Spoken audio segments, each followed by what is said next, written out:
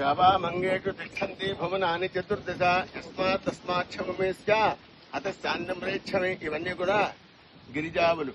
ఇవాళ వైశాఖ మాసము, సోమవారము, అక్షతృతీయ. మీ యొక్క అందరి యొక్క గోత్రనామములతో ఈ గోశాలలో ఈ గిరిజావులన్నీ కూడా పూజ చేసిన మీ గోత్రనామాలతో మీరందరూ కూడా సత్యదేవ బ్రాహ్మ నిత్యాన్నదాన స్థల భవన నిర్మాణ నిత్యాన్నదాతలందరూ కూడా గోపూజ చేసాం. గోశాలను ద్వాదశ జ్యోతిర్లింగాలు పూజ చేసాం. మీ అందరూ కూడా చూసి తరించండి. స్వస్తి. ఎంతో సుకృతం ఉంటే గానీ ఇటువంటి కరుత ఉండదు. గో స్వస్తి ప్రజాభ్య పరిపాలయంతాం న్యాయేన మార్గేణ మహిమహీస. గోబ్రాహ్మణేభ్య శుభమస్తు నిత్యం లోకాసంస్థ సుఖనోభవంతు. గోబ్రాహ్మణ్యం. ఈ గోవు యొక్క పాలన్నీ కూడా అభిషేకం చేసి అన్నదానంలో ఇస్తున్నాం. అలాగే పాలు, పెరుగు, నెయ్యి అన్ని కూడా అన్నదానంలో బ్రాహ్మణ్యానికి అందరికీ కూడా పెడుతున్నాం. ఇదన్నీ కూడా మా అమ్మాయి ఉచితంగా ఇస్తోంది.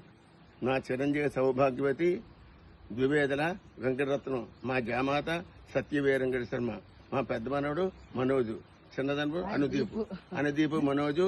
వాడికి నాకు మునుమనుడు కూడా ఉన్నాడు. వాడి పేరు ఈశ్రిత్. వీళ్ళందరూ మా కుటుంబ సభ్యులు. నా కుమార్తె, అల్లుడు, మనవుడు కుమారు కూడా ఉన్నాడు. రెండో మనవుడు కూడా కుమార్తె పుట్టాలి. అది వారికి సేవ చేస్తున్నారు. గోసేవ, ఇది యొక్క వనసేవ.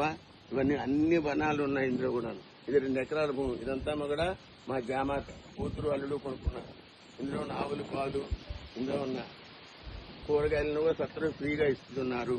స్వస్తి.